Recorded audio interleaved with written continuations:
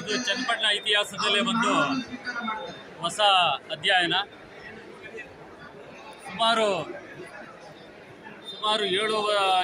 6 ವರ್ಷಗಳ ಕಾಲದಿಂದ ಇದ್ದಂಥ ಇಲ್ಲಿಯ ಸ್ಥಳೀಯ ಶಾಸಕರು ಜನಗಳ ಸ್ಪಂದನೆ ಮತ್ತು ಜನಗಳ ಕಷ್ಟ ಸುಖಗಳನ್ನು ಲಾಲಿಸದೆ ಕ್ಷೇತ್ರಕ್ಕೆ ಭೇಟಿ ಕೊಡದಲೆ ಚುನಾವಣೆ ಬಂದಂಥ ಸಂದರ್ಭದಲ್ಲಿ 1-2 ದಿವಸ ಬಂದು ಅವರು ಮತನ ಕೇಳಿ ವಾಪಸ್ ಹೋದಂಥವರು ಜನಗಳಿಗೆ ಸ್ಪಂದನೆ ಆಗಿಲ್ಲ.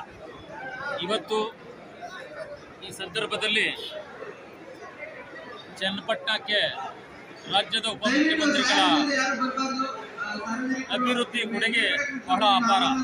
ಇನ್ನೆಂದೂ ಕಾಣದೇ ಇರತಕ್ಕಂಥ ಯೋಜನೆಗಳನ್ನು ಮನೆ ಬಾಗಿಲುಗಳಿಗೆ ತಂದು ಜನಗಳ ಸಹಕಾರದೊಂದಿಗೆ ಜನಗಳ ಜೊತೆಯಲ್ಲಿ ಬೆರೆತು ಅವರ ಕಷ್ಟ ಸುಖಗಳಿಗೆ ಏನೇನು ಆಗಬೇಕಾಗಿದೆ ಈ ಕ್ಷೇತ್ರದ ಅಭಿವೃದ್ಧಿ ಕೆಲಸಗಳನ್ನೆಲ್ಲ ತುಂಬ ಸಾಕಷ್ಟು ಅತಿ ಜರೂರಾಗಿ ಈ ಕೆಲಸಗಳನ್ನು ಕ್ರಮನ ಕೈಗೊಳ್ತಾ ಇದ್ದಾರೆ. ಇದು ಜನ ಮೆಚ್ಚಿದಂಥ ಒಂದು ಸರ್ಕಾರಕ್ಕೆ ಅವರಿಗೆ ಸಿಕ್ಕಿದಂಥ ಒಂದು ಫಲ. ಗ್ಯಾರಂಟಿ ಯೋಜನೆಗಳನ್ನು ಕೈ ಹಿಡಿದಂಥ ಸ್ತ್ರೀ ಶಕ್ತಿಗಳು, ಶಕ್ತಿ ಯೋಜನೆಗಳು, ಉದ್ಯೋಗ